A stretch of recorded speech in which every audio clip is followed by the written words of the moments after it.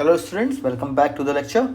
Last lecture में हमने ये बात की थी कि अलग अलग टाइम पीरियड्स पे अलग अलग टी की वैल्यूज़ पे स्टैंडिंग वेव्स कैसे फॉर्म होती हैं। ओके, अलग अलग टी की वैल्यूज़ पे स्टैंडिंग वेव्स कैसे फॉर्म होती हैं, इसकी बात हमने लास्ट टाइम की थी। ओके, सो आज हम लोग कुछ सिंपल टॉपिक्स पे डिस्कस करने वाले हैं। लास्ट टाइम में हमें थोड़ी सी बात उस पर की थी, जैसे नोट्स एंड एंटी नोट्स पे।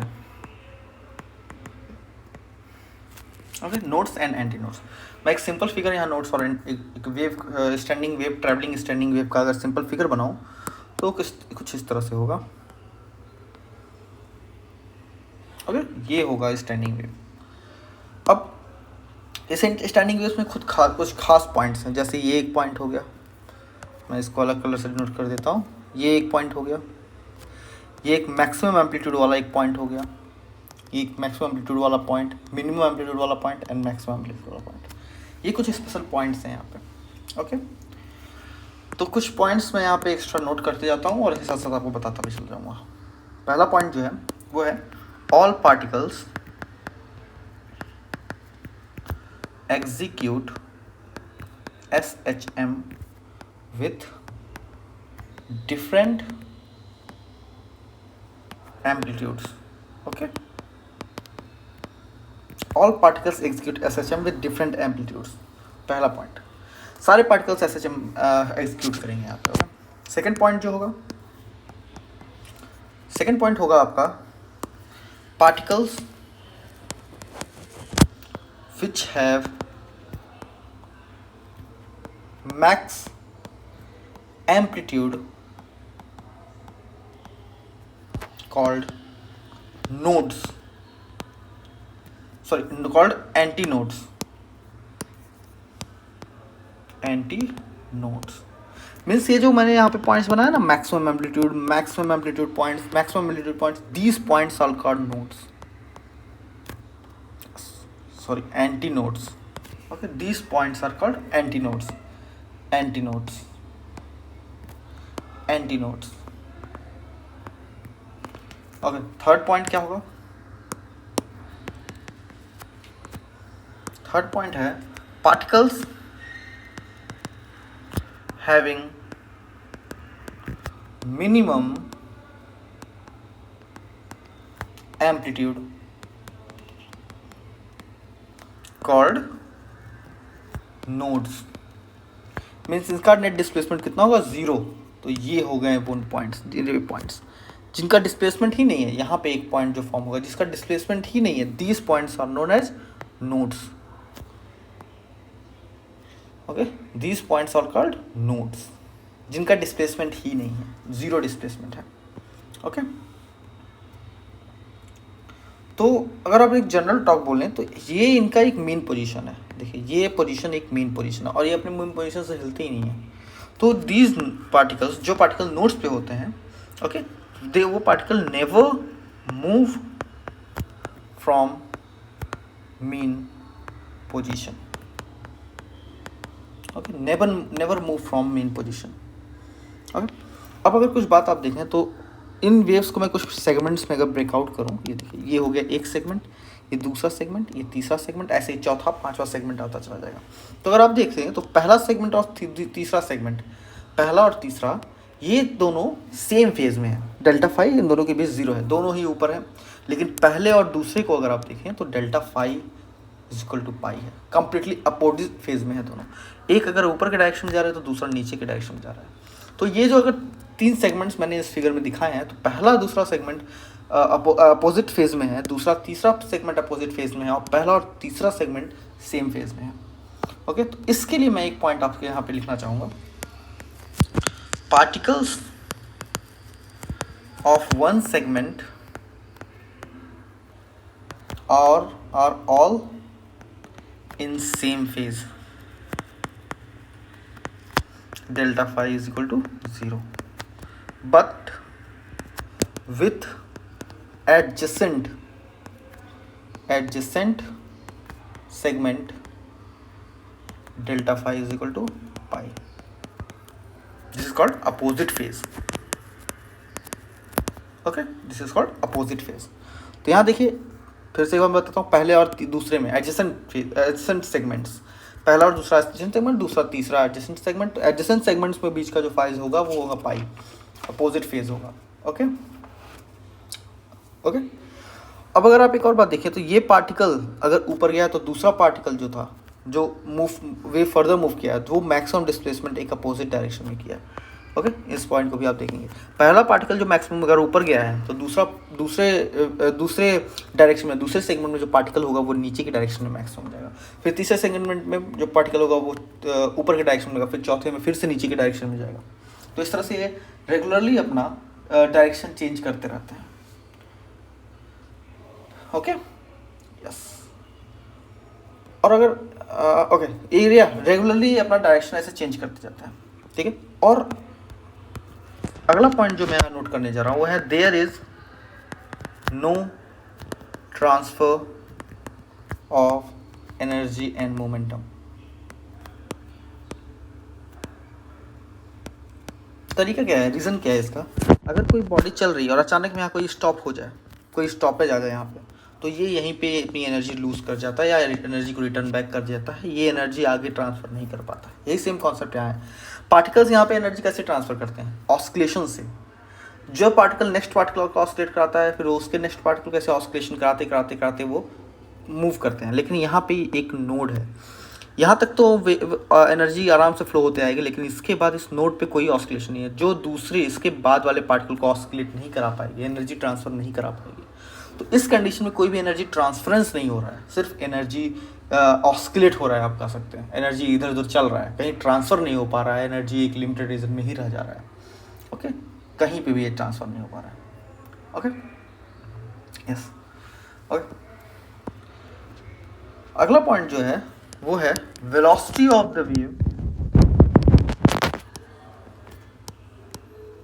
Is not zero. ये इंपॉर्टेंट बात है। स्टैंडिंग वेव में जनरली लोग ये एज्यूम कर लेते हैं कि standing wave means standing wave वो एक जगह रुका हुआ वेव से, उसकी कोई वेलोसिटी नहीं है, पर ये सच्चाई नहीं है।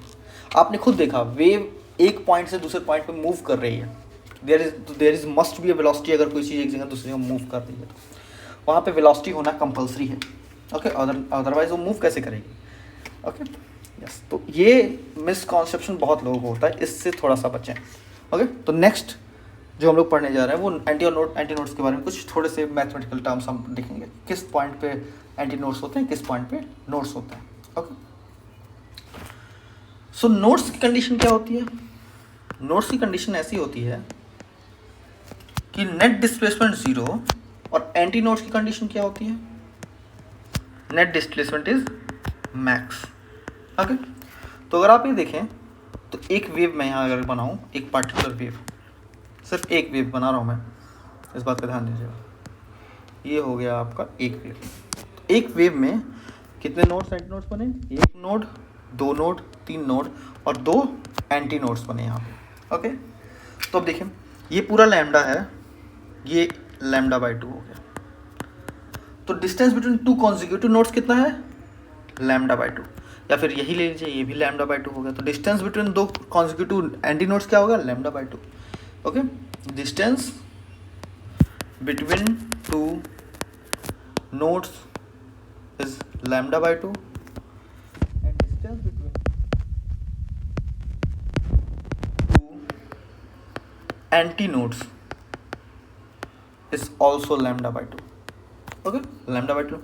लेकिन distance between two consecutive node और एंटी नोड्स की बात हम लोग कर, और यहाँ पे कॉन्जिक्यूटिव डाल लो, कॉन्जिक्यूटिव, हम लोग जस्ट अगल बगल वाले नोड्स की, कॉन्जिक्यूटिव अगल बगल वाले नोड्स की ही बात कर रहे हैं। लेकिन अगर एक नोड और एक एंटी नोड के बीच का डिफरेंस बोले तो कॉन्जिक्यूटिव, तो दिस इज लैम्डा बाई 4। तो इसके बीच का ये distance, this is also lambda by 4, ये भी लैम्डा बाई 4 और ये भी लैम्डा बाई 4। तो distance between two consecutive, distance consecutive node and anti node is equal to lambda by 4. Okay, clear है? ओके, एक बेसिक, एक सिंपल सा चीज़ मैं यहाँ आपको बताने जा रहा हूँ, इसको पॉइंट आउट कर लीजिए आप। वेलोसिटी ऑफ स्टैंडिंग वेव, जो अब तक बहुत सारे लोगों के जरिए ये ज़ीरो माना जाता है। ओके, पर ये जीरो नहीं होता है। ये कैसे कितना होता है? वेलोसिटी ऑफ स्टैंडिंग वेव होता है velocity of waves interfering to form stationary waves. Okay, तो उन वेव्स की वेलोसिटी पे डिपेंड करता है। जो वेव्स स्टेशनरी वेव फॉर्म कर रही हैं उनकी वेलोसिटी पे डिपेंड करता है कि ये वेव की स्पीड क्या होगी। जीरो तो बिल्कुल नहीं होगी, इस बात को आप जान लीजिए। कभी भी स्टेशनरी वेव्स की वेलोसिटी जीरो नहीं होती है। ओके, कभी भी नहीं। ओके, तो अगर आप स्टेशनरी वेव की बात कर रहे हैं तो दूसरे टाइप के वेव्स कौन से होते हैं? Travelling waves. डेफिनेटली एक स्टेशनरी वेव है तो दूसरा ट्रैवलिंग वेव होगा। ट्रैवलिंग वेव को ऑल्सो बोलते हैं प्रोग्रेसिव वेव। ओके, तो अगर हम एक डिफरेंस चार्ट देखें ट्रैवलिंग और प्रोग्रेसिव वेव के बीच का, यस, तो आप देखेंगे बहुत सारे अच्छे अच्छे पॉइंट्स यहाँ पे आपको देखने को मिलेंगे। इधर इस साइड में लिख रहा हूँ ट्रैवलिंग या प्रोग्रेसिव वेव,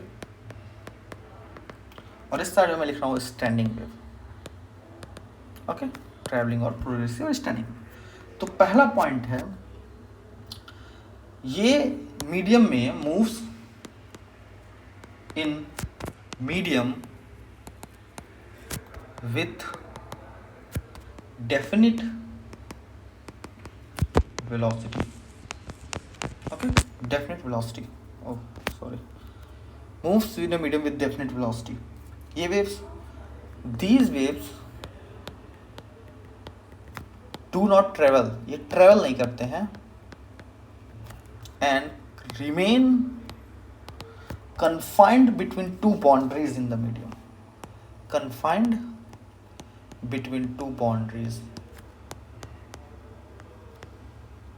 ओके, दूसरा पॉइंट क्या है? दे ट्रांसमिट एनर्जी। और मैंने पहले बता चुका है कि स्टैंडिंग वेव्स एनर्जी या मोमेंटम को ट्रांसफर नहीं करती हैं। Okay, they do not transfer energy and momentum. Okay, third point phase को लेके हम लोग बोलते हैं। Phase phase of vibrations varies continuously from particle to particle। Okay, और इस कंडीशन में क्या होता है? जैसे मैंने पहले बताया था आपको कि जब तक टू नोड्स की, अगर मैं टू कॉन्जिक्यूटिव एंटी नोड्स की बात करूँ तो इनका फेज और इनका फेज सेम होगा। कॉन्जिक्यूटिव सेगमेंट्स के फेजेस में डिफरेंस आएगा। हर एक पॉइंट पे यहाँ पे फेज डिफरेंस नहीं आ रहा है, यहाँ के सेगमेंट्स के पॉइंट्स पे फेज डिफरेंस हो रहा है, कॉन्जिक्यूटिव सेगमेंट्स पे। ओके, तो मैं यहाँ लिखता हूँ the phase of third point, all particles in between two nodes is always same, but particles of two adjacent nodes differ in phase by 180 degree. Okay, ये बात मैंने आपको बता दी है। ओके, ये बात ऑलरेडी हो चुकी है। अगला पॉइंट होगा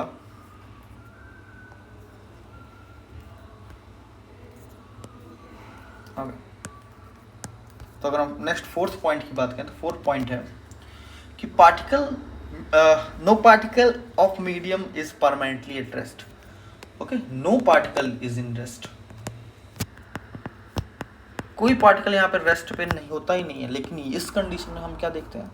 particles at node are at rest. Okay, particles at node are at rest. Okay, simple. इस कंडीशन में सभी पार्टिकल्स के एम्पलीट्यूड सेम होते हैं, सभी पार्टिकल्स के एम्पलीट्यूड सेम होते हैं, और amplitude is same for all the particles. But मैं अगर स्टैंडिंग वेव की बात करूँ तो यहाँ देखिए, इस पार्टिकल की एम्पलीट्यूड इतनी है, इसकी इतनी, इसकी इतनी, फिर एक मैक्स पे आई, फिर डिक्रीज होना शुरू हुआ, डिक्रीज होते होते होते होते जीरो हो गया। तो एक अलग तरीके का वेव बना रहा है। हर पार्टिकल का अपना खुद का एक एम्पलीट्यूड है, ओके, हर पार्टिकल का खुद का एक एम्पलीट्यूड है। सो amplitude, every particle has its own amplitude, okay, every particle has its own amplitude.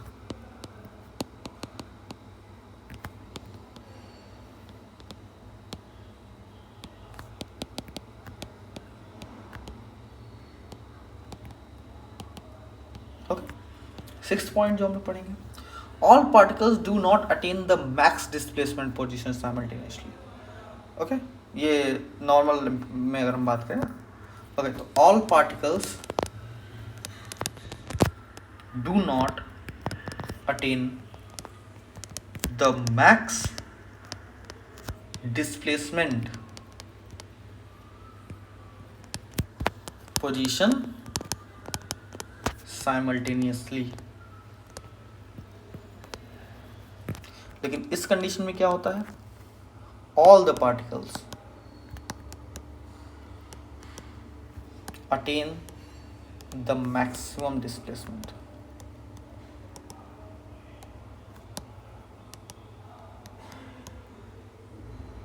Okay, seventh lecture जो हम लोग करेंगे वह एम्पलीट्यूड कांस्टेंट होता है, ऐसे वेव्स का एम्पलीट्यूड इज कांस्टेंट। और यहाँ पे क्या होता है, एम्पलीट्यूड इज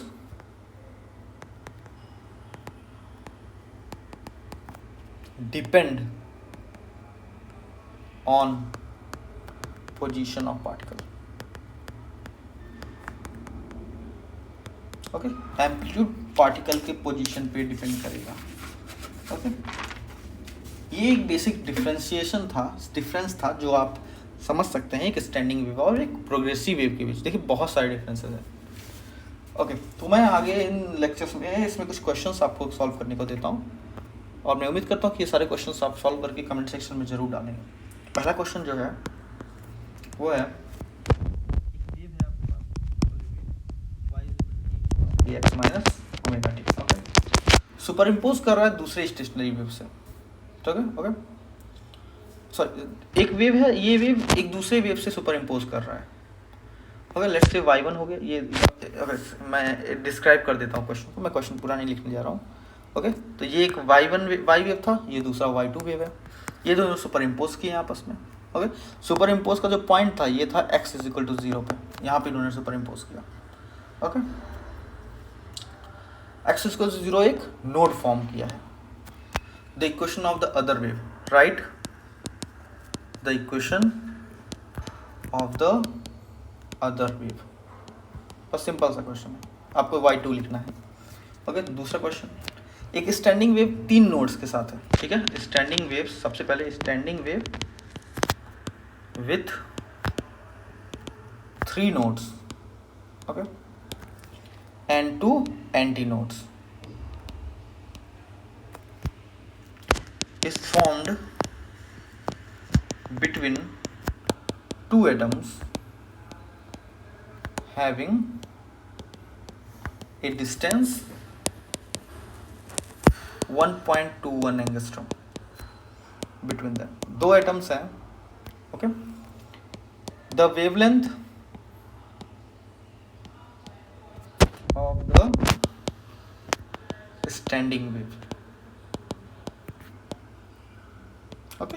आपको वेवलेंथ बताना, एक कंडीशन मैंने आपको दी है, एक ऐसा वेव फॉर्म हुआ जिसके 3 नोड्स हैं और 2 एंटी नोड्स हैं, ओके। वेव व स्टैंडिंग वेव 2 एटम्स के बीच फॉर्म हुआ है, मैं एक बार डिस्क्राइब करता हूँ। ये एक एटम हो गया, ये दूसरा एटम हो गया, इस एटम के बीच में एक स्टैंडिंग वेव फॉर्म हुआ है, ओके। देखिए इस स्टैंडिंग वेव में 3 एंटी नोड्स हैं, सॉरी 3 नोड्स हैं और 2 एंटी नोड्स हैं। बाकी आप सॉल्व करके प्लीज़ कमेंट सेक्शन में जरूर डालें आंसर। थर्ड क्वेश्चन है, अ स्टेशनरी वेव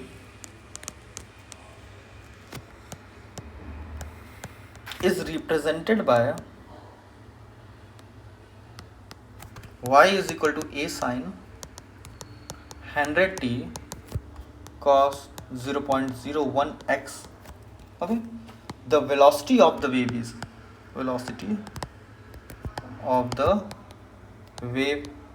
is जबकि a और y जो है वो mm में है, x जो है वो मीटर में है एंड t जो है वो सेकंड में है। इस कंडीशन में आपको वेलोसिटी बतानी है। कमेंट सेक्शन में मुझे ज़रूर बताएं। आज के लेक्चर के में इतना ही, अगले लेक्चर में फिर मिलते हैं। अगले लेक्चर में हम लोग और टॉपिक्स पे बात करेंगे, जैसे स्टेशनरी वेव्स इन स्ट्रिंग में स्टेशनरी वेव्स कैसे फॉर्म होती है, हम इसके ऊपर बात करेंगे। ओके, और कुछ न्यूमेरिकल्स भी सॉल्व करेंगे। सो अगर ये वीडियो पसंद आया तो लाइक करें, सब्सक्राइब करें मेरा चैनल, और कोई भी डाउट हो तो कमेंट सेक्शन में जरूर डालें। Thank you.